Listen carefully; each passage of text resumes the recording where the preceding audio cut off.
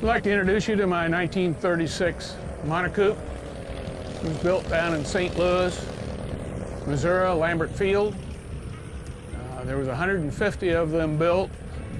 There's approximately 30 of them are remaining flying in various configurations. This one I acquired in 1997 as a basket case in Wellington, Kansas. The airplane had been in the Kansas City area for 15 years without an engine. Then transferred down to Wellington, and that gentleman looked for an engine and then finally came up and decided to put a 165 Warner, and that's the engine we have on it. Airplane was completely rebuilt from frame up. The wing is a new wing. The old wing, the wood was okay, but had dried out and was become brittle. We built a whole new wing for the thing. Took 3 years building the wing with a couple of gentlemen helping me. The airframe was down at Short Air in Warrensburg, and DJ Short mounted the engine, did the covering, did a super job on painting, and is a metalsmith extraordinaire. Did the test flying and made it to Oshkosh, Wisconsin for the big air show, where we were very fortunate to acquire the bronze Lindy, which is the champion of the 1928 to 1936 era. Very proud of that, and very fortunate to have that. Airplane, I'm getting accustomed to it. I'm not wearing it yet like I did my Stinson that I flew for 24 years, but getting more familiar with it all times. A little slippery, a little quick on landing, but in the air it handles very nicely. Getting familiar with the airplane, the ailerons are extremely heavy, more than would be expected because of they're hinged on the top of the wing, and it's part of the Monocoupe detail. The taxiing is completely blind. You frankly have to open the door and stick your head out the side to taxi with any degree of safety. Landings I'm getting accustomed to them. They're still coming in a little faster than I'd like to be, and it rolls out. Takeoffs are a breeze. It jumps off with 165 horses. It jumps off when it wants to, and you're on your way. Cruise, we have not tweaked that yet. We're working with the aromatic propeller and having to put a manifold pressure gauge on to see how we're loading the engine. Right now we're cruising about 125 to 130, and we're burning about 8 gallons an hour. The Monocoupe started up in Iowa and came down to St. Louis and was there for many years, and finally ended up down in Melbourne, Florida. The heyday was in St. Louis at Lambert Field, and we tried to replicate this airplane as directly as we could. We have a picture when it came out of the factory sitting at Lambert Field. And with the exception of the larger cowling to go around the bigger engine, the remainder of the airplane is very authentic to as it came out of the factory. And there were 150 of them made. This airplane happens to be about 4 months older than I am. That was one of the things that made me fall in love with it. It becomes kind of a trust with these old airplanes that we're able to acquire them and hold them and enjoy them. And we're hoping to let other people enjoy the era of bygone that where these were in their heyday. They raced them in the early 30s, and this one is named Sweet Marie after a candy bar in Canada, which is a takeoff on Ruth Barron had a clipped wing Monocoupe that raced under the moniker of Baby Ruth. So that, and my wife's name is Marie, so I did a little bit there to soften the financial blow of this thing. You don't get into one of these to make money. It's a money pit. You throw it in, and to be authentic, you forget about what it costs and just try to get it as authentic as possible. The fire extinguisher inside was a factory option. The little tail wheel on the back is a unique Monocoupe. There's a lot of details that Monocoupe put in to make these airplanes a little slipperier. And through the years, they came out with a 90-horse engine, and Johnny Livingston raced them. He then went back to the factory. They put 110, 125, 145, 185, and they clipped the wings. This is a long wing model as it came out of the factory. The racing models had 5 feet lopped off of each wing and a completely different wing. Made a very, very fast, quick, and difficult airplane to fly. This one, because of my age, I left the long wing on it, so I landed at a little slower speed than the clipped wings.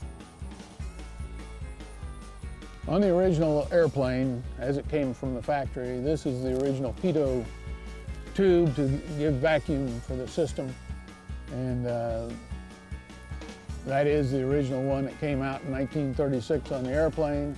The Air Associates generator, the Lambert engine that came on the engine originally, the airplane originally, did not have a generator on. So this was the method of charging the battery for the electric starter. It did have electric starter on it, but this is the wind generator. It has a brake on it that as your battery fills up, you don't need it, you can stop the propeller, and it stops the vibration, but that charges your battery.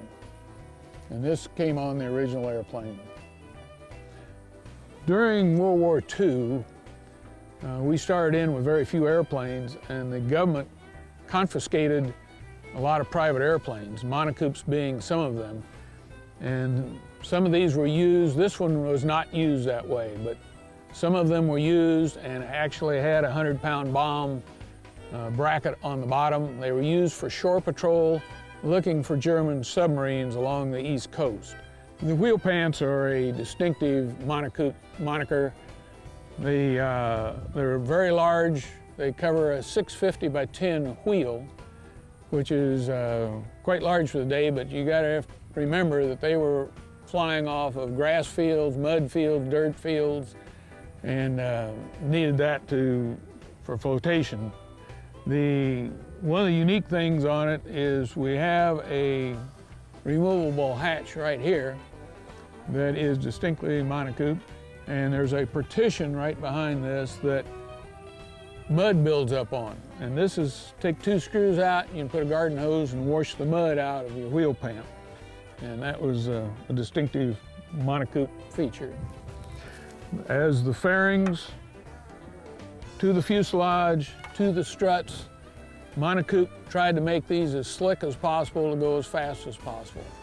And there's a lot of detail work to get that, but each thing makes it a little bit slicker than an uncovered joint on the thing. Lots of work. These are all aluminum, and these are the original wheel pants that came on the 1936 airplane. As all of the fairings have survived these years. They had to be remade, straightened out, and some broken pieces welded in. But these are the original fairings that came with the airplane. Courtesy step is out of streamlined tubing with the checkered aluminum covering, which originally Monocoupe put on there for wear. Matches the rudder pedals and the brake pedals. More of the Monocoupe details, the rear window with the aluminum trim around it, that gets lost in the years, and that had to be remade. The 3 teal were a moniker of the Monocoupe. Teal was a fast, small duck, and they used that moniker for all their airplanes throughout the years. Another of the interesting details is the aileron cables and the rudder cables did not use Nyco press because they weren't invented yet in 1936. And these are hand braided. Andrew King, I hand braided them, but I wasn't happy with the looks of mine, and I had Andrew King braid all the cables. So it's exactly as it came out of the factory. The ailerons are hinged on the top surface, and makes the ailerons a little stiffer than you would expect. Below is the gap seals to keep the air from turbulating there, speed it up just a little bit. The flaps are the same dimension, and they are actuated in the cabin. And again, they have gap seals on them that come down as they're actuated. The tail grouping on the Monocoupe is unique. One of the things you won't see very often is the drogue chute for the Lear radio. It was an AN directional radio, one of the first radios that were put in private airplanes. And this you let out, the drogue chute you let out and tuned to a maximum signal. And as you went towards the station, say Kansas City, if you were right on the null, you got a hum in your ear. There was no visual on the dashboard. You had a headset on. If you got to the right, you got an A, which is dot dash, dot dash, dot dash. And if you got to the left, it was N, dash dot, dash dot, dash dot. And you worked your way until you got that hum going through your ears, and you're right on track, headed for this station you were headed for. The tail grouping, the streamlined flying wires, stainless steel. The gap seals, both vertical and horizontal. Okay, these gap seals are put on as you cover, and they are 16 thousandths aluminum with fabric over, and then they're stitched together with the rib stitching thread. And you have this on the vertical also. The scallop paint job is from the clipped wing guys, and it's been in my head for 12 years while I was building this. The original paint job was a smooth stripe on that rather than a scallop, but that's indifference to me and the years that I put in getting this thing here.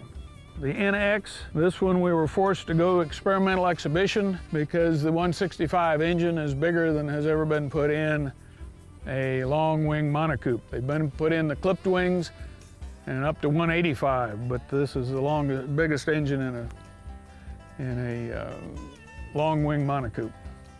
The Grimes taillight is the stock that came on the airplane.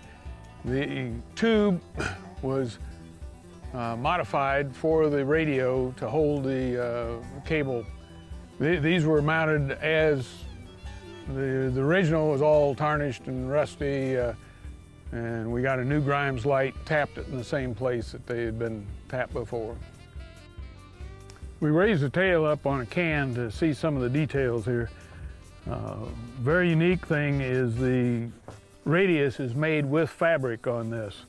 Very difficult detail to get correct on the thing. The tail wheel is slaved off of the rudder with a bungee cord. Very unique, and this is to try to keep complete control of that tail wheel. There's a lot of weight on the tail, and these have a propensity to ground loop, and you do everything you can to mitigate the ground looping characteristics of the airplane. Under the tail is another fairing, very unique cove fairing that closes between the fuselage and the bottom of the horizontal stabilizer. This is all assembled in one piece and put on the airplane in one piece. It does not come apart. On the landing gear, there's one modification that has been made in the interest of safety. This originally was a heavy flying wire. It took no load in compression. In researching the accidents of the monocoupes, and most of them are ground looping landing accidents, this had given up. So we made a modification, and this will take some compression on a side load on a landing. We hope we never use it, but it's there in case we have that side load, and try to forestall messing up a nice airplane. Paint scheme on this is patterned after the pattern for 1936. Has the teal, has the two stripes commencing at the ball here in front, which was very unique for 1936 in the Monocoupe. A lot of years they had 3 stripes, and 36 they had 2 stripes. You want to step inside, we'll look at the interior details of the aircraft. As we were on the exterior of the aircraft, we couldn't see, but the cameraman swear he can see there's an extensive fairing that is the underside of the fuselage underside of the wing to the fuselage. Now that we're in the cockpit, the instruments are all original 1936 with the exception of rate of climb. We used a faceplate off the old one and put new guts behind it. All the instruments came up.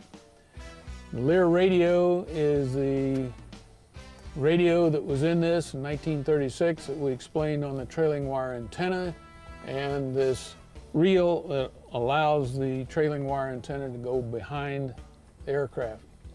It is tuned by the length of wavelength that you put out for a maximum. The switches are all the original switches. Magneto switches appear to work in the opposite direction, but they are the way that was in 1936. Up is off and down is on. The original placard of not to exceed 100 miles an hour with the flaps down. The aircraft has no not to exceed speed to it. Use good judgment. The pilot has an openable window that functions quite nicely and can be opened in flight. The passenger has a map pocket that was out of leather and very uniquely Monocoupe that is bonded onto the fabric. The interior of the doors, the kick plates, is all fabric just like the exterior. So it's durable, but you have to be careful with it. Very difficult to cover the inside of an airplane, much easier to cover the outside. The seats, we replicated the original seats exactly. We could not find any Nagas. The Nagas are all extinct, and I had to go to pure cow leather to do the seats. But, a lady in Atchison, Kansas did a gorgeous job of research and making the seats and the map pocket exact. The carpeting on the floor is an exact copy. It's a square loop, and the only place we could get it now was in Germany, and it is used in Mercedes. One of the factory options that's hard to see is that you came with a pyrene fire extinguisher. Most of them are brass, but for aircraft use they were chrome plated. And this is the original one, and it's mounted on the floor just where it was before. The data plate, because FAA wanted it as original, shows the Lambert engine in it. We have since put a 165 Warner in the airplane, but FAA wanted the data plate to reflect as it came out of the factory.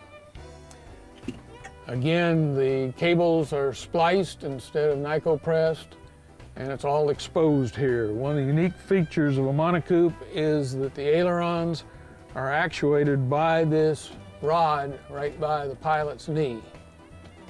Very, very unique, very simple, and works well.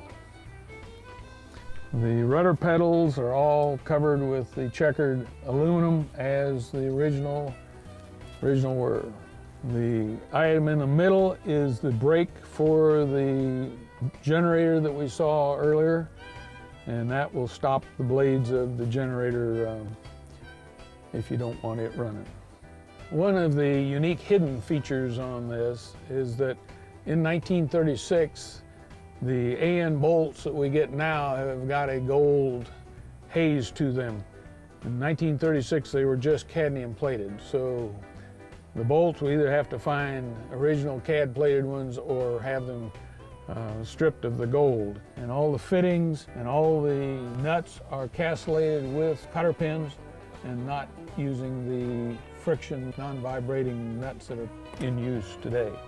One of the unique things with a Warner engine is that you don't have an automatic retard for the spark.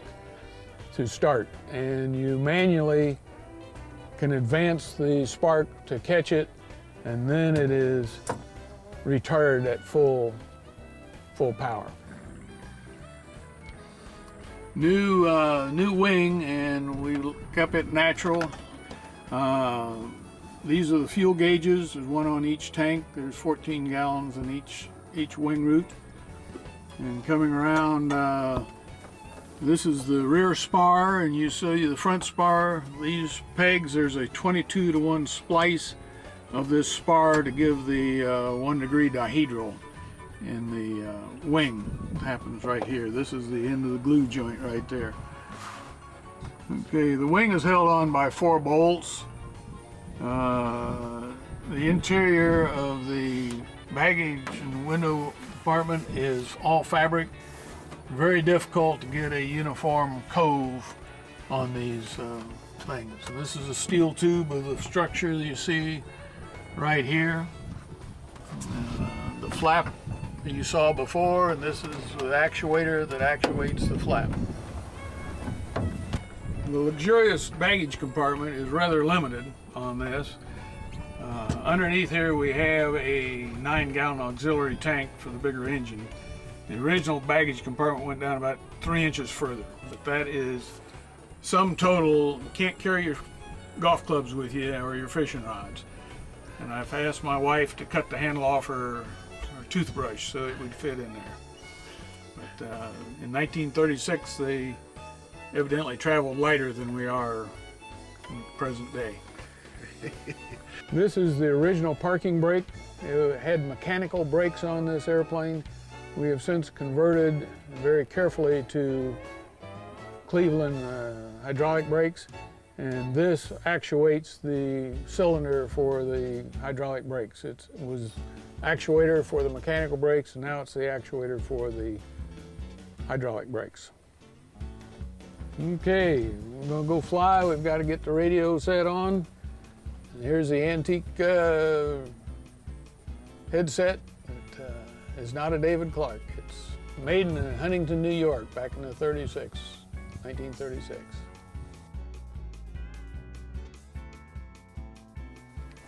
Coming around to the business end, we start with an aromatic propeller. This propeller is not controllable in the cockpit, but is controllable by the counterweights, and it is an adjustable pitch propeller.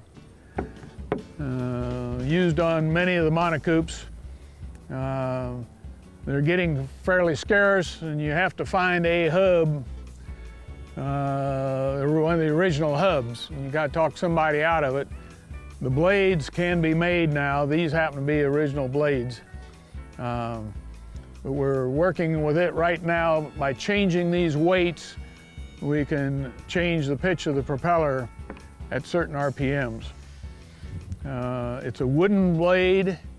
It's made with about 1/16 inch laminations, and it's held on by 12 big lag screws, very specific, not your hardware store lag screws on each side. It gives me a flat pitch to take off, and when I get up to cruising speed, then it increases its bite, making it a little more efficient, a little faster airplane. The cowling was spun for this engine by Mr. Short, and my son worked for him, and he bumped these out of the original parent material on this and several other cowlings for Mr. Short. The engine is almost a brand new engine that has been accumulated parts, and the parts have come from all over the United States and from Australia. The Australians used some of these back in the 40s on their training airplanes, and we found some of the parts down there. Still brand new parts from a 1940 engine. The engine was assembled by Forrest Lovely up in Minneapolis, and so far is running very smoothly and nicely, and we hope to get a lot of hours out of it. It's a 7-cylinder, 165 horse engine, It cruises at 1900 RPM, and so it's fairly slow turning and powerful radial engine. Well, the difference between the round engine and the Lycoming or Continental or Franklin got a lot of hours behind a flat Franklin engine. The round engine has a prettier sound. It drips a lot more oil and burns more oil and is a lot more expensive. But it's unique, and it's of the era, and is a very dependable engine. It's just, it takes more time to let it warm up, burns more oil. You've got a 4 gallon of oil on board as a minimum, 5 gallon tank for oil, whereas most of your other ones are running 6 to 8 quarts. This has a lot more oil. The oil does a lot of the cooling for the engine. Fuel usage is pretty similar for displacement of 500 cubic inch engine. This is running about 8 gallons an hour, and my 165 Franklin, frankly, was higher than that. It was more like 10 or 11. So from that standpoint, it's doing well, and we're enjoying it. Enjoy the round sound.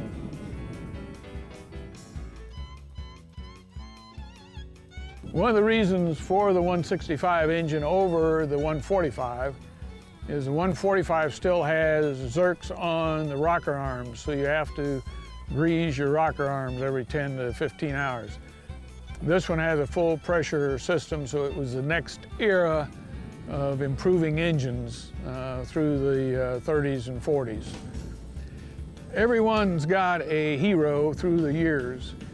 Harold Newman raced Mr. Mulligan back in the 30s, and then later had Little Mulligan, which was a Monocoupe exactly like this one with a 145 horse engine on it. He was kind of our mentor and our inspiration through the years to keep going on building this airplane up. It took 12 and a half years to get it here, and he was a great inspiration. We went to his 80th birthday party. He flew his Monocoupe, and that gave me inspiration that I might get done in time. So I'm enjoying flying it. It's taken a long time, but never a better mentor than Harold Newman.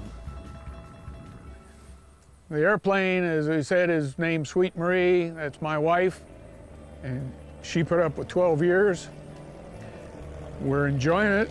It's entrusted to us. We'll try to take care of it, and hope you enjoy Sweet Marie something like we do. Thank you.